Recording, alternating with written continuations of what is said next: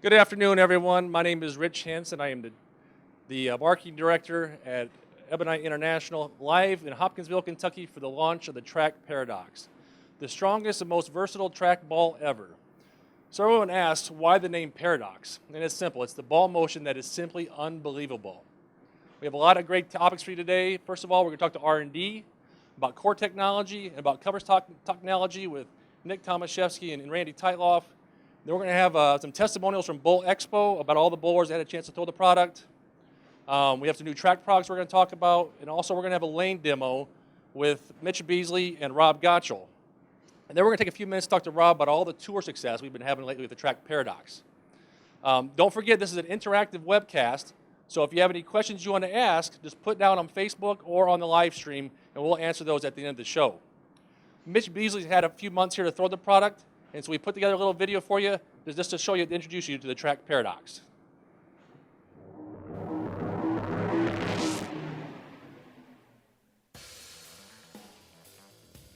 Generally, a bowling ball is very aggressive in the front part of the lane, mid part of the lane, or the back end.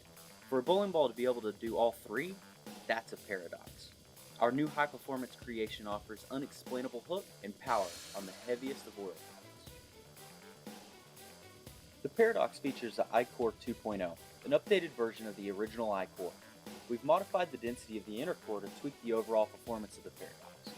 By tweaking this density, you will notice more flare potential and more continuation through the pins. We wrapped the iCore 2.0 in our QR9 hybrid cover stock. This cover stock creates the quickest response to friction out of any current track beneath. This enables the Paradox to create unexplainable pin action and is truly the perfect match for the iCore 2.0.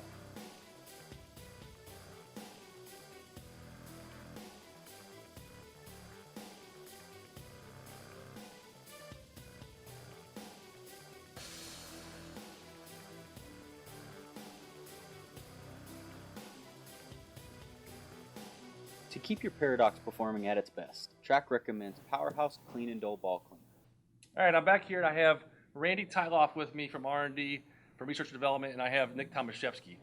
Randy is the Vice President of Research and Development, and Nick Tomaszewski is the Ball Development Manager. And we're going to talk to you a little bit about the core technology and the cover stock technology. The iCore first came out about a year and a half ago on the LX16, and it's a multi-density core that gives us a lot of options in technology. And the cover stock is a QR9 hybrid. Last year we had the QR8, which was a very aggressive cover stock for us. And Randy, why don't you talk about the QR9 hybrid and just what we have here in performance? First, I'd like to talk to the group and viewers about basically your request for what you want to do with this ball. Basically, it was almost an impossible task. In other words, to get a ball that actually exhibited critical performance characteristics down the lane, in the fronts, in the mid lane, and the back end, and being able to deliver consistent energy and delivery all the way through all of those aspects down the lane. Usually what happens is that bowling balls, either they have aggressive the covers and stuff on the surface of the ball that actually will allow the ball to start checking up early, traction way too early, and not have enough back end. Or usually you'll actually have it get down the lane and then try to get some traction out of it and it just not being able to make, and usually you wind up having over-under reaction. But to be able to have some combination that would actually get the best of tractioning through all of those different aspects was really a big challenge to us in this whole project. And I got an example of a little toy Hopperman sphere that basically we're going to talk about the differences in cover stocks and what that means. Usually, if you've got a very aggressive cover stock, that means, just like this example here, the polymer network has been real densified. And actually what happens is you can see all these little grooves and edges in through here are very resistant to change. They grab onto the lane, they traction a little way too early, and you don't get as good delivery in the back end because they've burned themselves up. Conversely, if you actually wanted to open it up and create a cleaner cover stock, usually what you wind up with is a surface that's been spread out a whole lot more that doesn't be able to create enough traction. So unless there's a lot of friction in the back end, you're not going to wind up getting the traction that you need to be able to recover well in the back end. So what do we do with the QR9 cover stock? What we did was basically balance that out, so we actually created the best of both worlds. Have traction in through here, but especially enough when it goes through oil, it's able to sense the lane and actually traction up really clean as it goes through the front and mid lane. When it gets to the back end, it's still got enough aggressiveness, but it doesn't overreact. In other words, it delivers consistent tractioning all the way continuous through the pocket. But the cover stock's not the only thing that basically has the ability to create effects to the ball itself either. It needs a good marriage of some other aspects. Exactly. So what we have on the inside is the iCore 2.0. The first iCore was that LX16, very strong performing bowling ball. But what we really wanted from this ball is a ball that read the front part in the mid lane stronger. We got that with the cover stock, and we got that continuation from the cover stock. But it's not just cover, it's core. So in this 2.0 version, Nick, why don't you tell us what we did and the changes there to give it exactly what we wanted to get? Absolutely, Rich. Yeah, so basically when going to the drawing board on this core, we really didn't change the shape at all. It's the same iCore shape as what was in the original shape. But what we've done is we've actually created a whole new density on the inside on this stabilization ring. And by basically manipulating this density, we've been able to actually create a steric factor down lane motion where typically the ball would actually not perform. By changing this mass property density change, we've actually been able to keep that continuation. That marriage is really well with what we've done with the cover stock. I'd like to show you a little bit of a demonstration of what we've done differently with the density. So here we've got a demonstration. Basically, we've weighed up what was in the original LX16 core. This stabilization piece, basically what it is in the core for is to basically keep that migration of your positive axis point as it's going down the lane, to keep it continuous all the way down the lane. Well, what we noticed was with the LX16, with this piece in there, it actually used all of its energy really early on in the front part of the lane. So it couldn't continue through the pins. So what we did, we actually went to the drawing board and changed some of the densities. We went with lower densities, we went with higher densities, and what we've come up with actually is a higher density core, which weighs a little bit more. So basically what I have here is the original LX16 piece in the middle. So it's weighed up, it's balanced here, and what I'm going to actually do is remove it and place the new Paradox piece on the inside. As you can see, it's much heavier. It's actually about 3/4 of a pound heavier, and what that does is allow that steric factor to really take control in the mid lanes and actually continue through the pins very well. That combination and that marriage between the cover and the core really allow us to have this unexplainable prediction of ball motion. I mean, it's early with the cover stock, it's continuous in the mid lanes, and it's even continuous in the back end. So that's something that's really never been done before to create this impossible task possible. So we've taken the inner piece and we've increased the mass here. Absolutely. But the ball's still 15 pounds, so where did we take the mass out of to make the ball, to keep it at 15 pounds? So basically, really good question, Rich. So basically, by lowering the density on the outer piece, this white part that you have here, and by increasing the mass on the inside, we've been able to keep a lot of the similar, basically properties by lowering the RG just a little bit to 2.48 and increasing the diff. We've actually been able to create that more mid-lane continuation by changing some of those mass properties. So lowering the RG does what? Makes the ball rev up a little bit sooner. Rev up a little bit earlier. Okay, and increasing the differential gives us what? A little bit more flare on the front part of the lane. Yeah. But we actually lowered the intermediate differential on this compared to the LX16 to have it continue more down lane. Right. And that's kind of one of those versatility factors that we've really been able to have with dual density cores. If it was just a single shape, we really wouldn't be able to manipulate that property. And by having that property in there with the dual density, we can actually create a symmetric shape as well as a high-end asymmetric shape. I mean, we've got everything from our Torsic, which is a symmetrical product, and we even have a single density in our Track Spare Plus. So, I mean, we're very versatile with this shape alone. We can actually manipulate those densities to create completely different ball motions and keep in the same shape core. So it really makes it probably the most versatile core in the industry. Absolutely, 100%. Perfect. All right, let's send it back to the booth, and we'll find out some more information there.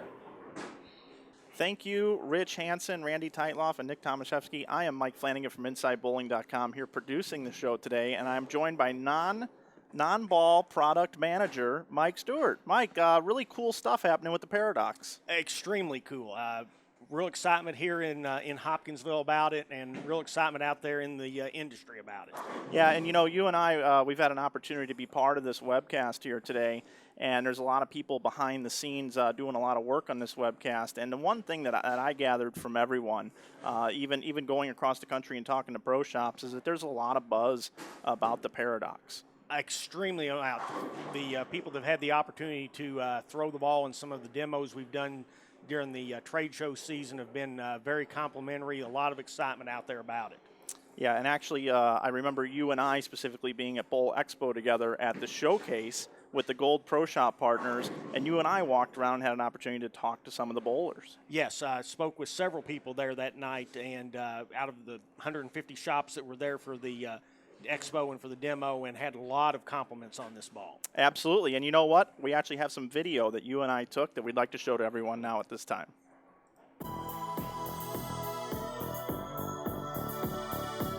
I'm a big fan, actually. After just a few throws, it makes up for a lot of little mistakes. There's a larger margin of error for that ball than the other track balls that I've thrown.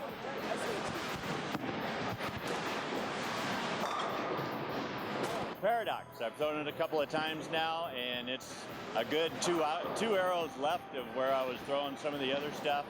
One of the more continuous balls I've seen so far. I'm a straight player. Bite balls do not hook. That one hooks for me, and I really like it.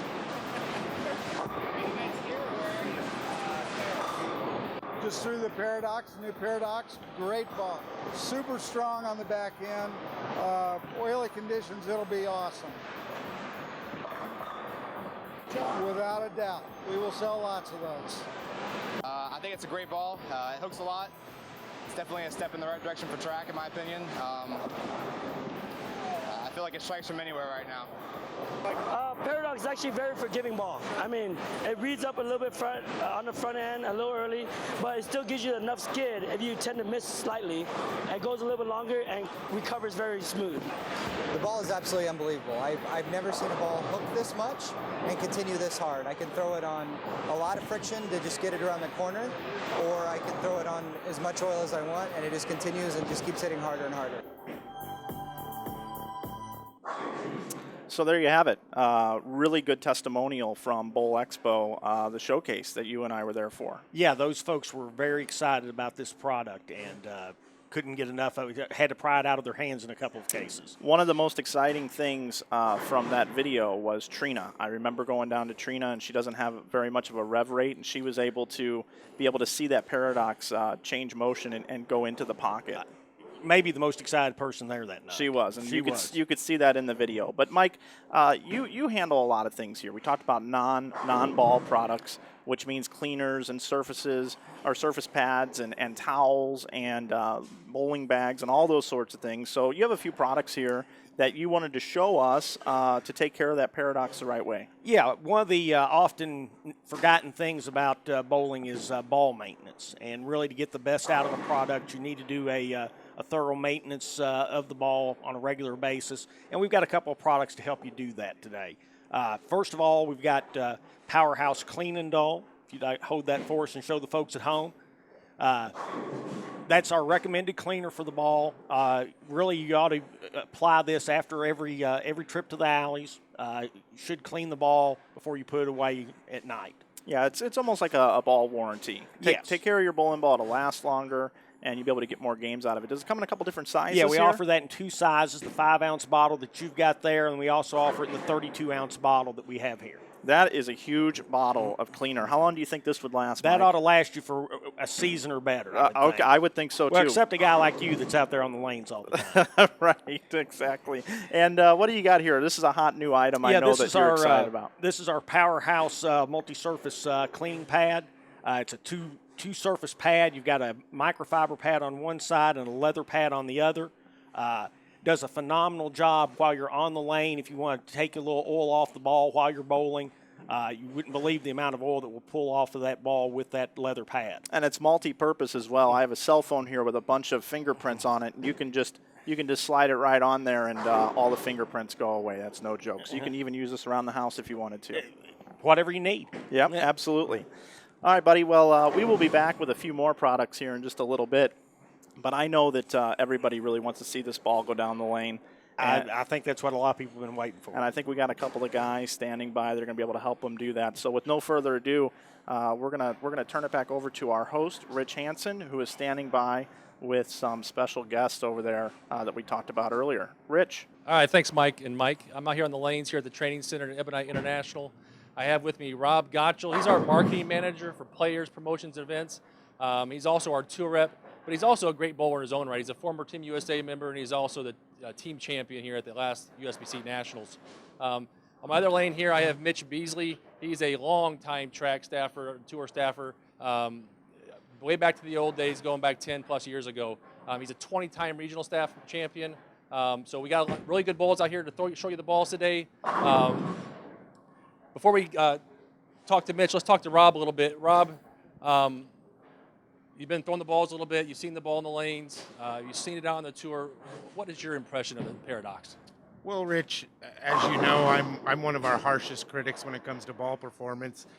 And the second I threw this ball, I knew it was something special. And, you know, I'm not one to put claims out there very often or say anything spectacular about a ball, but this is the greatest high-performance asymmetrical ball I've ever thrown. Yeah, that's saying a lot coming from Rob. Now, let's go back to the women's tour and some of the men's tour events over the summer here. I know I've been watching a lot on Extra Frame, and I've been seeing the Paradox used a lot by all the players. Let's just talk a little bit about some of the successes we've had in the last several weeks. Yeah, the big thing on tour is with this ball, it's a must-have for everyone. It doesn't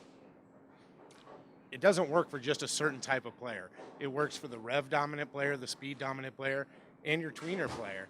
And by our results, you can see that. You know, week 1 on the PWBA in Sacramento, Missy Parkin made the stepladder finals, finished 3rd. Week 2 again in Lubbock, Missy made the stepladder again using the Paradox. And she was actually beaten by Stephanie Johnson, who was throwing a Paradox as well. And Stephanie made the title match, bowled 240, just wasn't enough that day, but she finished 2nd with the Paradox as well. Following week in Wichita, Stephanie backs up the tremendous week, throwing the Paradox yet again, and claims her first PWBA title. We had another staffer who used a Paradox that week, Diana Zavilova. She finished 3rd that week. Followed it up the 4th week in a row at the Lucy Benoit mixed doubles, the PBA and PWBA, and Bill O'Neill threw the Paradox and got the win with his teammate Shannon O'Keefe. And then here just last week, Amanda Green found the winner's circle in Lincoln, Nebraska, using yet a Paradox again. Well, that's unbelievable for one ball to be used by that many different styles of players for that many weeks in a row to win that many events. It's not really heard of these days with all the new products that come out to see all those players want to throw that same ball every week. Oh, definitely.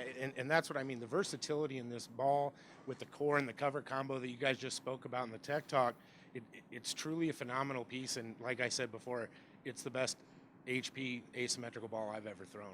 Perfect. I'm going to let you throw the balls for a little bit. I'm going to come over here and talk to Mitch Beasley a little bit. He's actually been on the tour throwing it. I'll be right back to you. All right, thanks. All right, Mitch, so you've been throwing these balls for a little bit, probably more than anybody. He's had them for several months.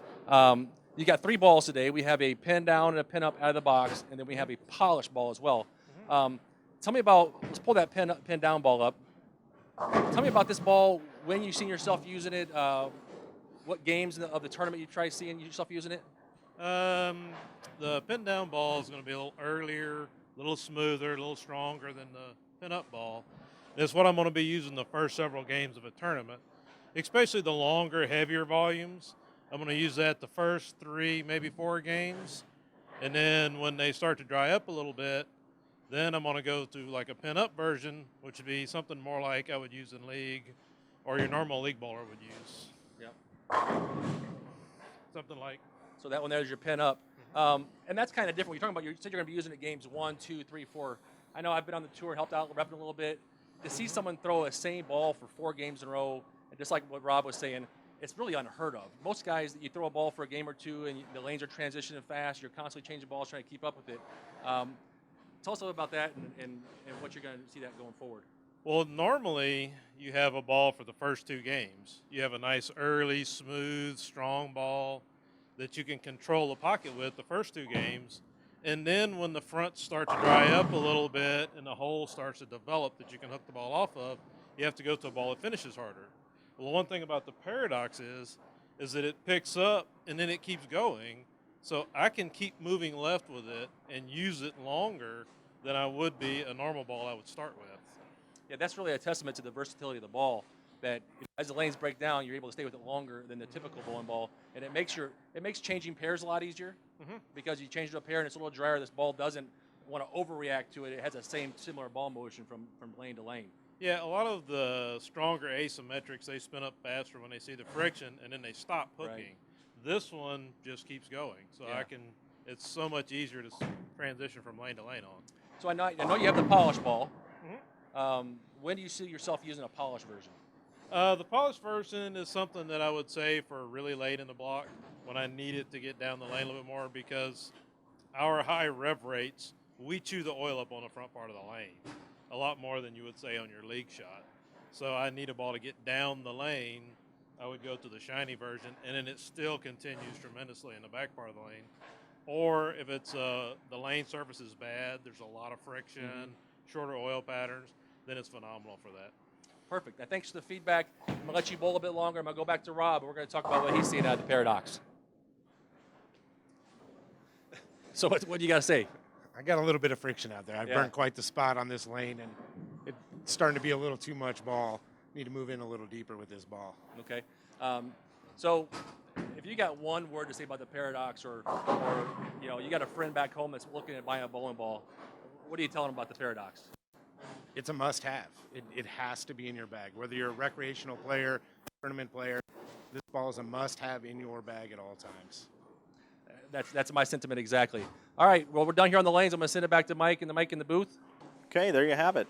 Mike Stewart, Mike Flanagan back with you, and to see the ball go down the lane, that Mitch Beasley, he's been with track for a long time. Forever, I think. And he is the man when it comes to track products, and he's been bowling really good recently with the whole lineup of products between the Paradox and the Legion and the Torex Solid and the rest of the balls that are still in the line. But, I know Mitch is really happy with what he's seen out of this ball. I know from talking with him the first time he threw this ball out of his mind and happy with it. And just recently, there was an event that he bowled against his wife and had to bowl in a PBA regional in the finals against his wife, and he beat his wife. And they were both using the EBI products. Yeah, I understand he had to sleep on the couch after that. I believe that he did too. But you saw Mitch strike a lot on the video there, and they've been bowling for some time. And I know that Rob had a couple of different Paradoxes, and he was using one of them out of the box. And I know that ball was starting to check quite a bit. That ball can really chew up some oil and really create a lot of hook. Yes, extremely so.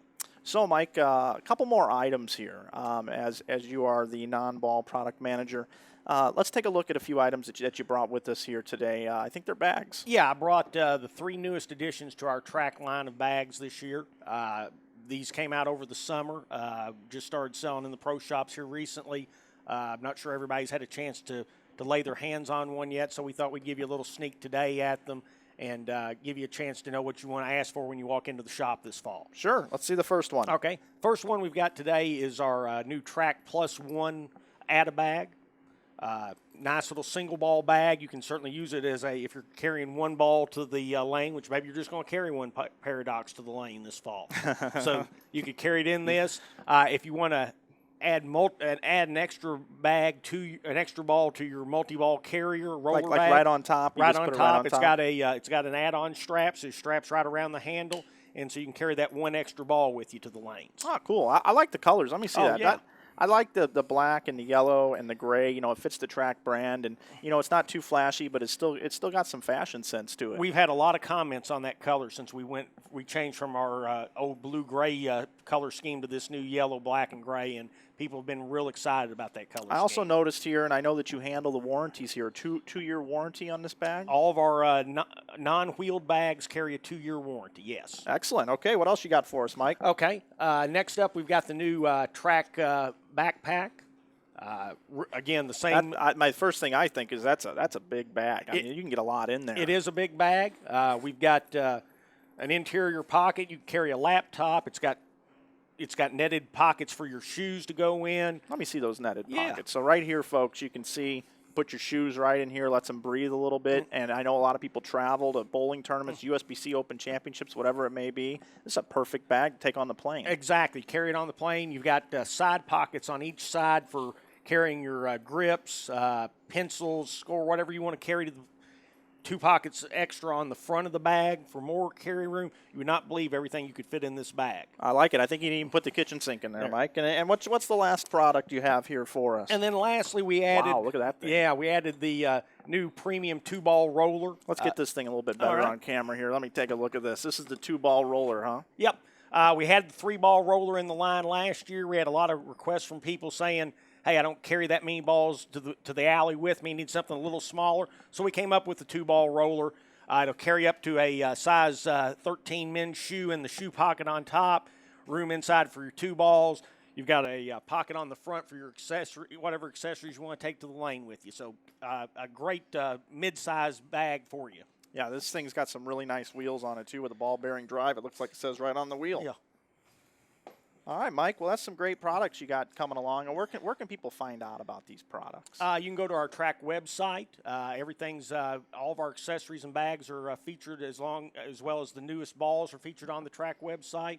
And certainly stop in at your local pro shop and ask to check them out. Excellent. Well, I think that's going to do it for our portion here, everyone. We really appreciate you watching today and being part of this show. And at this point in time, we've been gathering questions on Facebook.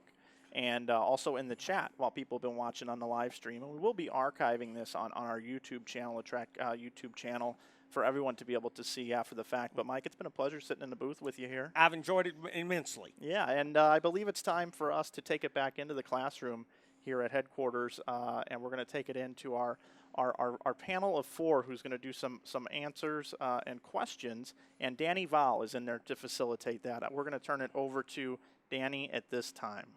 Thanks again. Thanks for being here, track fans. Danny Vowell, Marketing Services Manager. I'm here with Michael Wright, and we've been monitoring all your questions on our social media channels.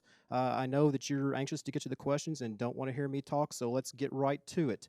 Our first question concerns the PWBA, and it is, can you tell me about Amanda Green's Paradox layout and how it helped her win at last week's PWBA stop? Yeah, Amanda Green's Paradox, I mean, it proved to be something special last week. It was a pin-up layout, about 5 inches from her positive access point, slight CG kick, no extra hole, and Amanda was able to use it throughout the entire tournament. And you know, in the stepladder finals, it proved to be the right ball for the pattern, and it took her to victory. Yeah, is that the same Paradox she used the entire week? I know they bowl 12 games of qualifying, and they bowl 16 games of match play. Yeah, for the 28 games plus the 1 game on the stepladder, Amanda threw her Paradox at some point in every game. So she pretty much used the Paradox the entire week. That's impressive. It's very. All right, thanks, guys. Our next question is a very popular question through our online chat. Lots of people want to know, how does the cover on the Paradox react to surface changes? Well, I mean, in our testing and everything, we've done quite a bit of surface changes to it.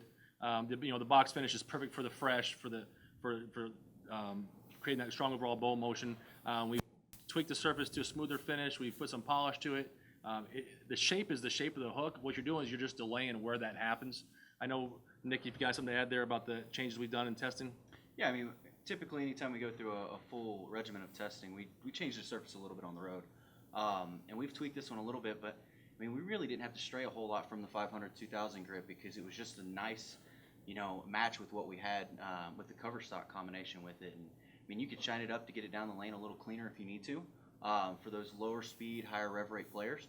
But I mean, like I said, it's our finish that we recommend, and that's our box finish. Yeah, and that's why anytime we use a box finish, it's what we find to be the best finish for the widest variety of bowlers.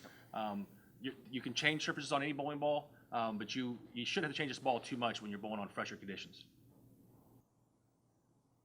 Good. Thank you so much, guys. Another question we have here. We have a viewer here that says that the ball seems to be very strong from watching it go down the lane right here. They want to know, is this ball geared more towards sport patterns or a house shot? I mean, kind of like what Rob's mentioned, it's a little bit of everything. The versatility on this product is phenomenal when you're going from a medium to drier lane condition like most house shots are out right now to the heaviest of volumes in the sports patterns. I mean, we haven't seen this ball really not perform on any of those conditions. And I mean, you guys have all thrown it as well as I have, and I throw it. It's my number one ball out of the bag everywhere I go, no matter what's on the lane. Yeah, definitely. I mean, it's working on the sport patterns. It's working on the house patterns. The number one thing that I see is the versatility in the ball. Absolutely. And it allows you to play a part of the lane that maybe your competition isn't, because it's a little stronger of a ball than maybe your opponents use it. And you can actually stay there longer. That's something I've also noticed is, when other players are moving in deeper, you can actually stay there longer with this product and not really have to change a whole lot. Manipulate a little bit of the layouts, and you don't have to move anywhere. That's kind of what I've seen. Awesome. Thanks, guys.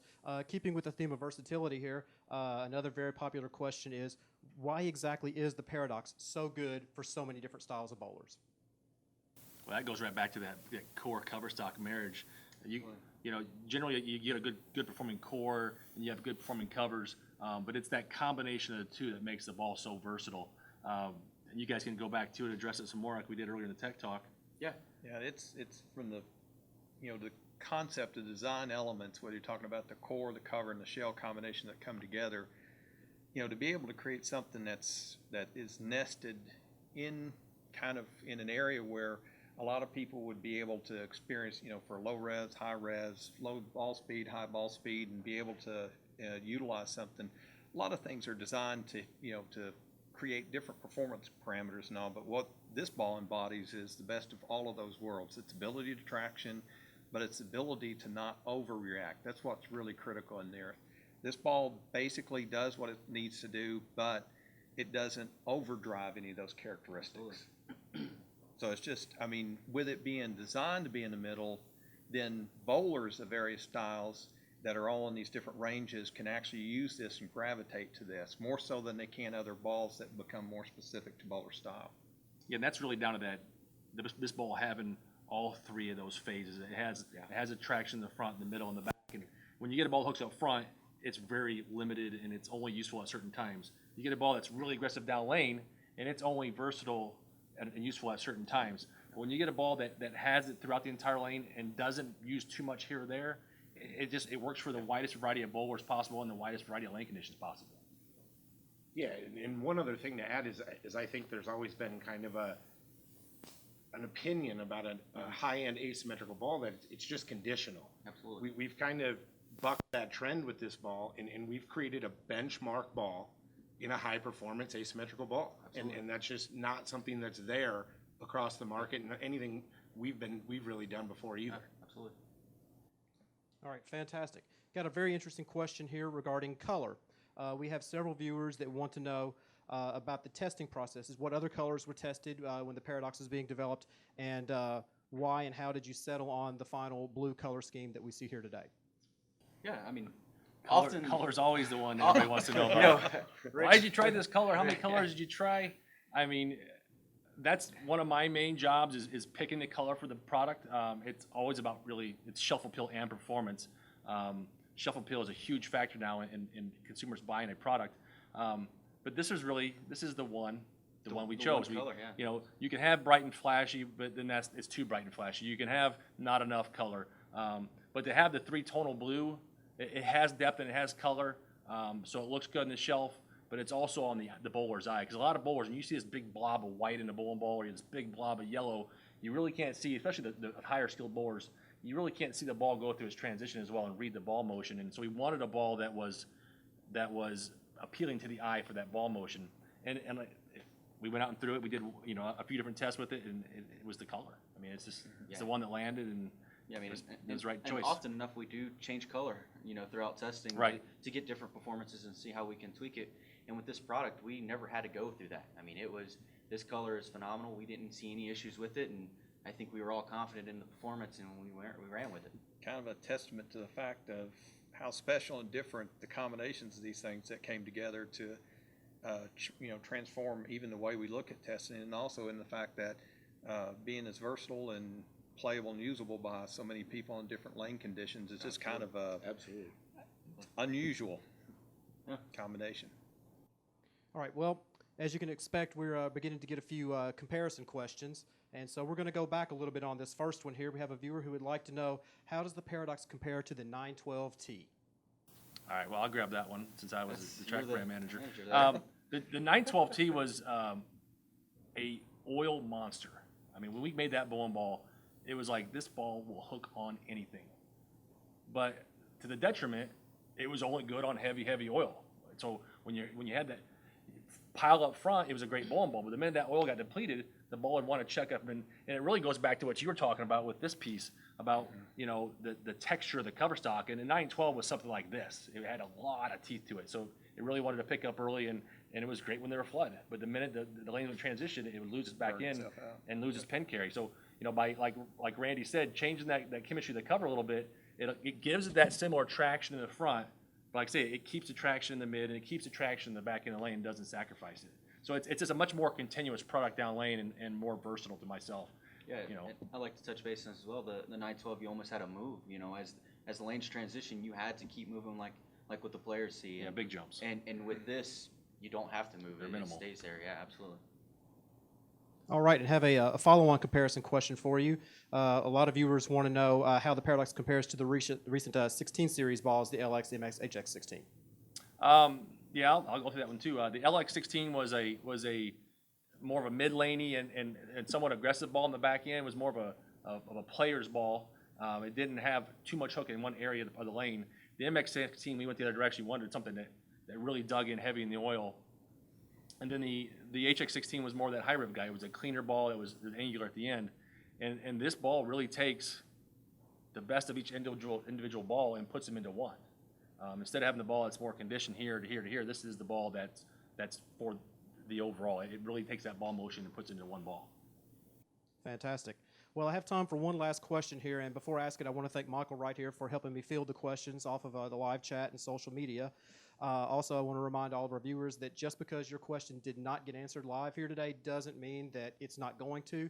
Be watching Facebook and our social media channels, where we will continue to answer your questions in the coming days. So this last question is, if someone wants to try a Paradox before they buy it, exactly how would they go about doing that?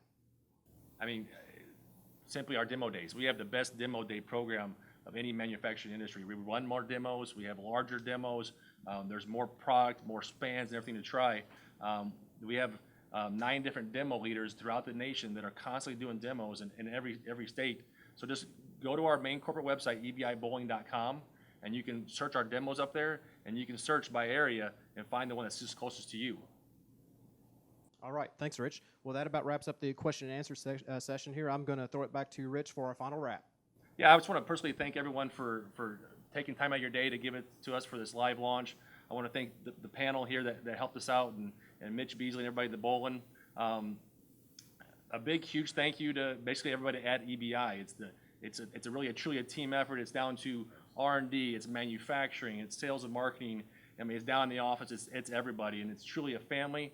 And once again, the track diehard loyalists. There's the guys that have been around track forever, and even the guys that are new, that are finding track to be new to them, and that want to join that legion. Welcome aboard.